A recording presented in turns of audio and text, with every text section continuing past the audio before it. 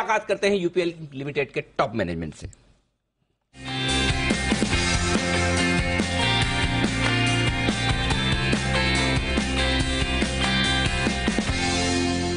वैसे तो यूपीएल परिचय की मोहताज नहीं है, लेकिन चूंकि मैनेजमेंट हम लंबे समय बाद बात कर रहे हैं तो हम एक बार आपको कंपनी के बारे में थोड़ी जानकारी दे दें। दुनिया भर में कृषि से जुड़े प्रोडक्ट्स और सर्विसेज देने का कारोबार करती है यूपीएल, और देश ही नहीं दुनिया की सबसे बड़ी एग्री सॉल्यूशन कंपनियों में से एक है, और इनके पोर्टफोलियो में 13,500 से ज्यादा रजिस्ट्रेशन है। इससे आप अंदाजा लगा सकते हैं कि प्रोडक्ट पोर्टफोलियो कितना बड़ा है। एग्रोकेमिकल, इंडस्ट्रियल केमिकल और इंटरमीडिएट, स्पेशलिटी केमिकल, ये सारी जो चेन है पूरी की पूरी, ये प्रोडक्ट्स देने का काम करती है यूपीएल, और 130 से ज्यादा देशों में इनका बिजनेस है। मतलब हाँ, कुछ थोड़े थोड़े बचे होंगे छोटे मोटे देश, बाकी सब जगह पहुंच चुकी है कंपनी। आइए मुलाकात करते हैं। यूपीएल के ग्लोबल सीईओ जय श्रॉफ साहब हमारे साथ कार्यक्रम में शामिल हो रहे हैं, और जय श्रॉफ साहब केमिकल और एग्री इनपुट इंडस्ट्री में ग्लोबल लीडर के तौर पर जाने जाते हैं। भारत और इंटरनेशनल लेवल पर उनका कामकाज करने का, बिजनेस करने का 30 साल से ज्यादा का अनुभव है। यूपीएल को पहले आज से 4-5 साल पहले तक एक घरेलू इंडियन एग्रोकेमिकल कंपनी के तौर पर जाना जाता था। सही मायनों में भारतीय इंटरनेशनल मल्टीनेशनल कंपनी बनाने का काम किया जय श्रॉफ साहब ने, और वर्ल्ड इकोनॉमिक फोरम के गो अफ्रीका और गो एशिया इनिशिएटिव से भी आप जुड़े हुए। सर बहुत बहुत स्वागत है, धन्यवाद आपका जी बिजनेस के लिए समय देने के लिए और नतीजों पर बातचीत करने के लिए। एक बार जल्दी से, वैसे नतीजे आए हुए कुछ दिन हो गए हैं, लेकिन हमारे दर्शकों को बता दूं कि बड़े दमदार नतीजे कंपनी ने पेश किए थे। आय कंपनी की जबरदस्त बढ़कर आई 27% साल दर साल। कामकाजी मुनाफा 21% बढ़ा है, जहां एक और सारी कंपनियां मार्जिन मेंटेन करने में मुश्किल देख रही हैं। 20% के आसपास के मार्जिन मेंटेन रहे हैं, और मुनाफा 1005 करोड़ का आया, जबकि उम्मीद थी 750 करोड़ की, यानी कि 250 करोड़ मुनाफे के फ्रंट पर, यानी कि एक दमदार क्वार्टर रहा है कंपनी के लिए। जय सर, सबसे पहले ये बताएं क्या खास वजह, बड़े ट्रिगर्स रहे पिछली तिमाही में आपकी इस दमदार परफॉर्मेंस के पीछे sir? Namaste ji. Good to meet all of you. Pleasure. Thank you sir. जो agriculture में जो because of the crisis, supply chain crisis, COVID के बाद चाइना में जो भी disruption हो रहा है, supply chain में disruption हुआ है, UPL is one of the most backward integrated companies in the world in agriculture. हम लोग ने we have invested hundreds of millions of dollars every year to have a resilient supply chain with the presence around the world. We are and the crop prices, commodity prices being so strong, we are able to benefit from our low cost supply chain. Also, farmers around the world, distributors around the world want to work with companies who are completely backward integrated. So that there is less disruption in supply chain. And that's a benefit UPL is getting of so many years of investment, integration, distribution, and strong relationships on technologies which really help farmers to be resilient. ये सब कारण है जो हमको अब benefit दिख रहा है, जो इंटीग्रेशन भी हुआ है अरिस्टा के साथ। ओके सर, नंबर्स के साथ साथ आपने जो इन्वेस्टर प्रेजेंटेशन और कमेंट्री दी वो बहुत ही जबरदस्त दिख रही है, मार्केट को बड़ी पसंद आई है, क्योंकि पूरे फाइनेंशियल ईयर के लिए आपने कहा कि रेवेन्यू का गाइडेंस है वो आप ऊपर कर रहे हैं 10% से बढ़ाकर 12 से 15%। ऑपरेटिंग लेवल पर जो प्रॉफिट की ग्रोथ है आप 12 to 15% से बढ़ाकर 15 to 18%, यानी कि दोनों ही लेवल पर, टॉप लाइन और प्रॉफिट लेवल पर आपकी ग्रोथ और बेहतर होगी, ऐसा आपका कॉन्फिडेंस है। ये कॉन्फिडेंस कहां से आ रहा है, क्यों आ रहा है, और ये ग्रोथ कैसे आप अचीव करेंगे सर? फर्स्ट पहले तो we are जैसे आपने बोला 130 कंट्रीज में प्रेजेंस है। वर्ल्ड में फूड का because of Ukraine war food का प्राइसेस भी, दाम भी बहुत बढ़ गया है, और food security is the number 1 agenda for all countries around the world.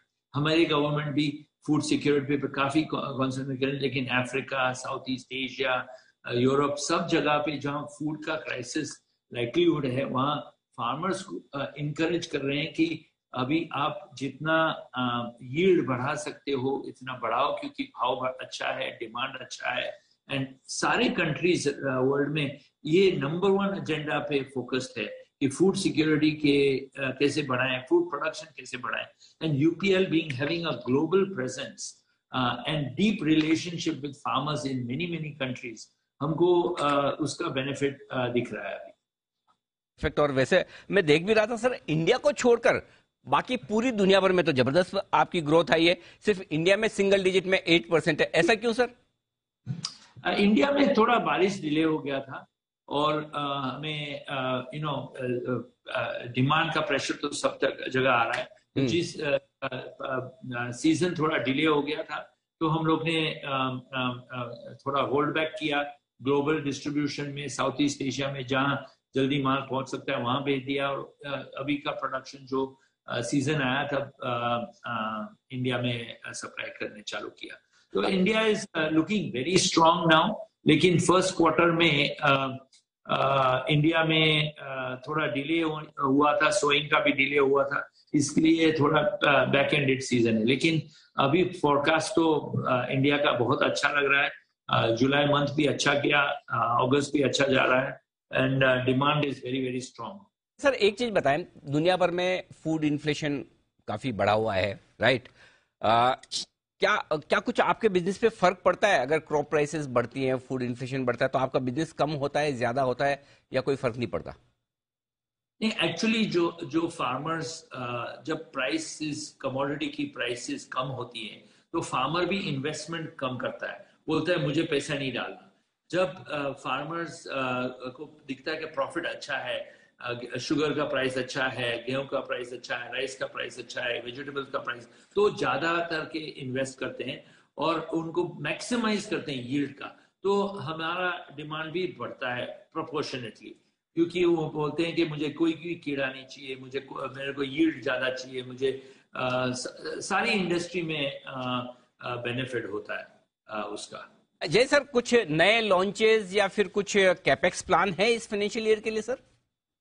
हाँ, तो यूपीएल ने जो नया डिवीजन चालू किया एनपीपी, जो नेचुरल प्लांट प्रोटेक्शन है, जो प्राकृतिक एग्रीकल्चर के लिए, जो नेचुरल फार्मिंग के लिए जो पूरी पोर्टफोलियो लॉन्च की है, हम लोग ने 5 साल में पूरा टेक्नोलॉजी डेवलप किया है। वहाँ हम लोग काफी इन्वेस्टमेंट कर रहे हैं वर्ल्ड वाइड।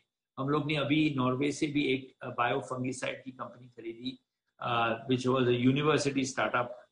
बहुत सारे इन्वेस्टमेंट हो रहे हैं। केमिकल मैन्युफैक्चरिंग में भी आई थिंक ऑलमोस्ट इस साल भी 1500 टू 2000 करोड़ का प्रोजेक्ट्स ऑनगोइंग है।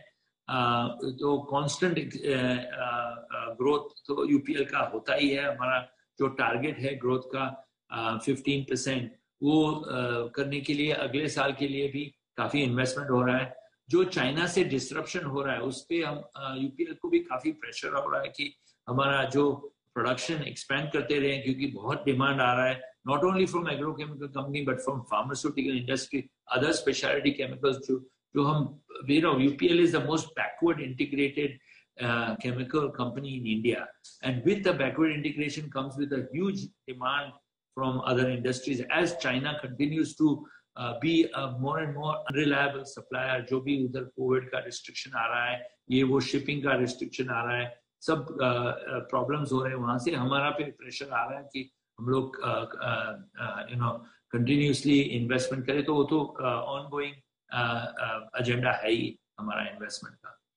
परफेक्ट। बहुत इंटरेस्टिंग चीजें हैं और पूरे डिटेल से आपने सर रिजल्ट्स और आगे के आउटलुक के बारे में बताया। वैसे तो सवाल बहुत सारे हैं, क्योंकि आज आप ऑलरेडी बड़ी मुश्किल से समय निकालकर लंदन से हमसे बातचीत कर रहे हैं। फिर कभी आप जब हिंदुस्तान में होंगे, मैं आपसे फिर से समय लेकर विस्तार से आपकी कंपनी के बारे में, आगे के प्लान्स के बारे में आपसे फिर से बात करूंगा। बहुत बहुत धन्यवाद सर समय देने के लिए। Thank you so much. Thank you so much. Thank you very much. Thank you sir. तो जय श्रॉफ साहब, ग्लोबल सीईओ यूपीएल के बताते हुए कंपनी की योजनाओं के बारे में, दमदार नतीजे और तगड़ा गाइडेंस यूपीएल के लिए, और इन नतीजों पर, इन कंपनी के इस शानदार परफॉर्मेंस पर, और देखिए डे हाई पर स्टॉक आता दिख रहा है। जो बात कही है मैनेजमेंट ने, उसके बाद मार्केट बड़ा कॉन्फिडेंट होकर यूपीएल के स्टॉक पर और